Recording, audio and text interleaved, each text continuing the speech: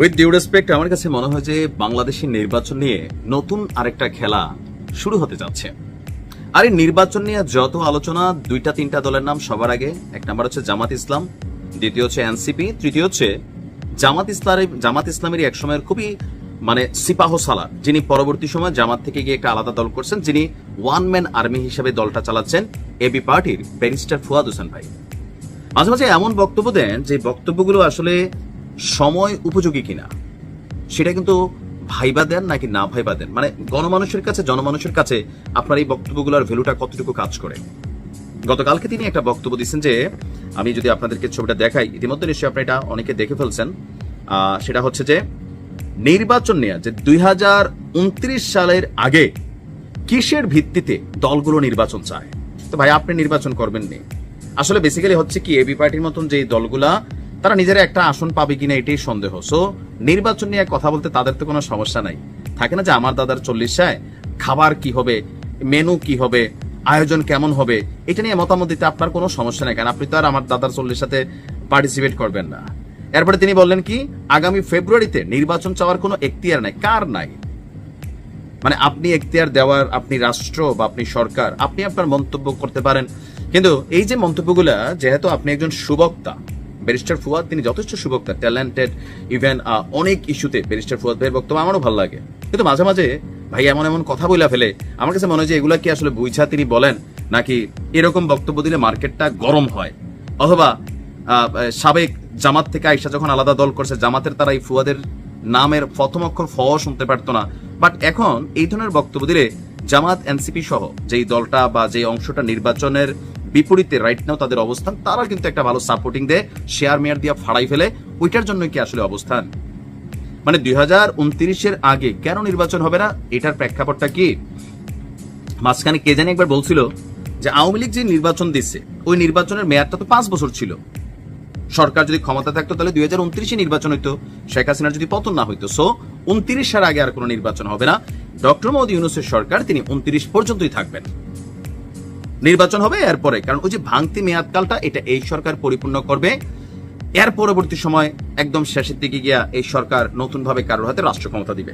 এখন আসলে ব্যারিস্টার ফুয়াদ ভাইরা কেন এই ধরনের কথাগুলো বলছেন, একটাই কারণ, যে এই মুহূর্তে ছোট দল, বড় দল, খুচরা দল, যতগুলা দল আছে, এই দলগুলোর যারা হেড অফ কমান্ডিং, যারা সুবক্তা, তারা যে যার মতো করে নির্বাচন নিয়া বা নির্বাচনের এই পদ্ধতি নিয়া, বা ধরেন সরকারকে নিয়া, সেনা প্রধানকে নিয়া, যার যেভাবে মন চায়, রাজনৈতিক দলগুলাকে নিয়া, আওয়ামী লীগ তো প্রতিদিন 10 বার হোয়াইট ওয়াশ করেই, বাট এর বাহিরে যারা মাঠে আছে তাদেরকেও কিন্তু এরকম চ্যালেঞ্জিং বক্তব্য ফেলে।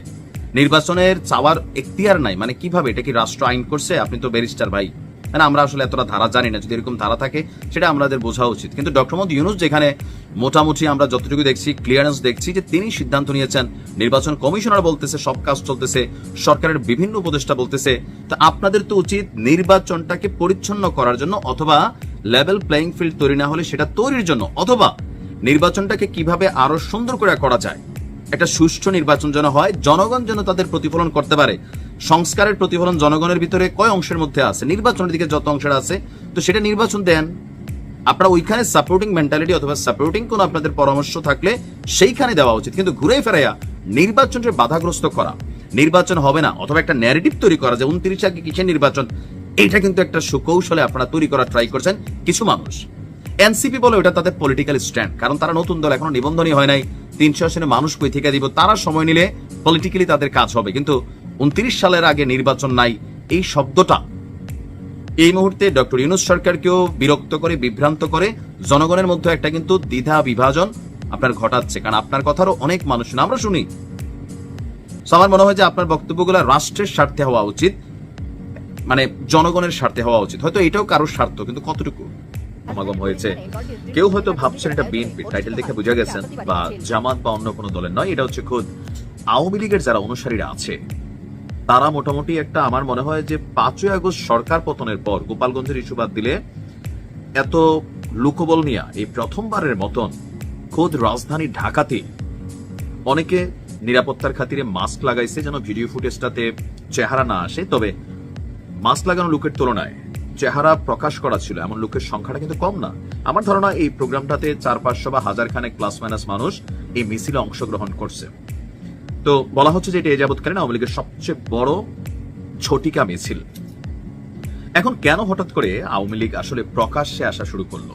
যখন আমরা দেখছি কোথাও একটা নাম নিলেও এই মুহূর্তে গ্রেপ্তার করা হচ্ছে অথবা আওয়ামী লীগ সন্দেহে আইন শৃঙ্খলা বাহিনীর হাতে তুলে দেওয়া হচ্ছে, বিষয়টা কোনটা? বিশ্লেষকরা বিভিন্নভাবে এটার বিশ্লেষণ করার ট্রাই করেছেন।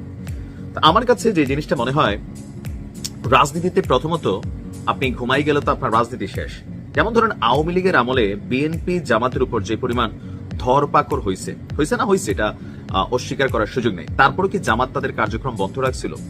বিএনপির কার্যক্রম করার অনুমতি থাকলেও বহু জায়গায় কিন্তু তারাও ঝামেলায় পড়ছে। রাজনীতির মাঠে টিকে থাকতে হলে আপনাকে মাঠে থাকতে হবে, সরকারে যিনি থাকবেন তাকে বার্তা পৌঁছাইতে হবে। তবে এখন কি ডক্টর ইউনূসকে কোনো বার্তা দিতে চাচ্ছে? অবশ্যই না, আমার কাছে এটা মনে হয় না। কেননা ডক্টর ইউনূসের সরকারের মেয়াদ আর বড়জোর 3-4 মাস, যদি নির্বাচন ঠিক মতো ফেব্রুয়ারিতে হয়ে যায়, তাহলে কেন এই মিছিলটা বা এই যে ধরেন একটা বড় মিছিল আমরা দেখলাম, এরা আওয়ামী লীগের অনুসারী ভোট সি আদায়া। আমার কাছে মনে হচ্ছে আগামী জাতীয় নির্বাচনকে কেন্দ্র করে আমাদের যে রাজনৈতিক দলগুলো আছে তারা কিন্তু তলে তলে অনেক ধরনের কর্মকাণ্ড করছেন। এমনকি এই কাতারে বিএনপি বলেন, জামাত ইসলাম বলেন, এনসিপি বলেন, প্রত্যেকে কিন্তু কাজ করছে ভোটের মাঠে নিজেদের অস্তিত্বকে টিকিয়ে রাখার জন্য অথবা ক্ষমতায় যাওয়ার জন্য। একটা বড় অংশের ভোটার কিন্তু আওয়ামী লীগ। এখন যেহেতু আওয়ামী লীগ নির্বাচনে আসতেছে না, সো আওয়ামী লীগের যারা অনুসারী আছে বা ভোট ব্যাংকটা আছে, এটা কিন্তু রাজনৈতিক দলগুলোর একটা টার্গেট। এমনকি বিভিন্ন সময় বিভিন্ন দলের বিভিন্ন অ্যাক্টিভিটিজে কথাবার্তা এটার একটা আইডিয়া পাওয়া যায়। এমনও হতে পারে যে আগামী দিনে যারা রাষ্ট্র ক্ষমতায় যাবে তাদের আওয়ামী লীগের ভোটগুলোর একটা কালেকশনের একটা ট্রাই আছে। তো সেই পারসেপশন থেকে রাজনৈতিক দলগুলোকে একটা বার্তা দিচ্ছে, দেখো আমাদের ভোটাররা কিন্তু রাস্তায় ঘুরতেছে, ভোট ব্যাংক ওপেন আছে, তোমরা কারা নেগোসিয়েশন করে আমাদের সাথে তোমরা এই ভোট ব্যাংকটা নিতে চাও। এই নেগোসিয়েশনের একটা ইস্যু তো অবশ্যই আছে। এখন ক্ষমতার দিকে সবচেয়ে বেশি ধাবিত কি বিএনপি। জামাত তো এখানে ইউটার্ন নিতে পারে, সামহাও ধরে নিলাম যে ইসলামিক দলগুলো এক হয়ে গেল। তো সেই ক্ষেত্রে আওয়ামী লীগের উপস্থিতির বেশ কয়েকটা মিনিং হইতে পারে। আমি যেটা বলতেছি এটাই যে হবে তা না, বাট পারসেপশন বলছে যে আওয়ামী লীগের ভোটারদের কদর বাড়া শুরু হয়েছে। ইভেন বাংলাদেশের বিভিন্ন জায়গায় যে কমিটিগুলো হচ্ছে আওয়ামী লীগ, বিএনপির, জামাত ইসলামের, এনসিপির, আপনি দেখেন প্রত্যেক দলের সাথে বিভিন্ন জায়গায় ভোলে হোক স্বেচ্ছায় হোক আওয়ামী লীগের অনেক নেতাকর্মী বিভিন্ন পদ পদবিতে আসতেছে, যাদের নামে হয়তো মামলা টামলা নাই বা লোকালি তার জনপ্রিয়তা আছে বা পছন্দ আছে, অথবা ধরেন ঠাকুর টাইপ ক্যারেক্টার যার কথায় হয়তো অনেক ভোট এখানে প্রভাবিত হবে, এরকম অনেককেই কিন্তু আমরা দেখছি বিভিন্ন কমিটিতে, আবার পরবর্তী সময় আলোচনা আসলে বহিষ্কার হতে দেখছি। এই মুহূর্তে রাজনৈতিক দলগুলোর মধ্যে যে বাদাবাদি চলতেছে, সেই বাদাবাদির যে সবচেয়ে বড় ফ্যাক্ট সেটা কিন্তু হচ্ছে নির্বাচন। তো সেই নির্বাচনকে কেন্দ্র করে হঠাৎ করে আওয়ামী লীগের মিছিল দুইটা বার্তাই দিচ্ছে। এক হচ্ছে যে রাজনৈতিক দলগুলোর কনসেন্ট্রেশন নেওয়া নেগোসিয়েশনের জন্য, সামহাও এবার হতে পারে, এটা কোন দৃশ্যপট আমরা জানি না, এটাও হইতে পারে, অথবা ডক্টর মোহাম্মদ ইউনূস সরকার শেষ প্রান্তে আছেন, তিনি আওয়ামী লীগের কার্যক্রম নিষিদ্ধ করছেন। আওয়ামী লীগকে না, কিন্তু এটা অনেকে এখনো বারবার আপনার এই কথাটার অর্থ বোঝেন না। কার্যক্রম মানে আওয়ামী লীগ কোনো দলীয় কর্মকাণ্ড করতে পারবে না, যেহেতু বিচারাধীন একটা অবস্থায় আছে। তো আওয়ামী লীগকে নিষিদ্ধ করে নাই। তো আওয়ামী লীগ দেখাচ্ছে ডক্টর ইউনূসকে যে হ্যাঁ বাবা আমরা তো কর্মই, পাল্লা ঠেকাও।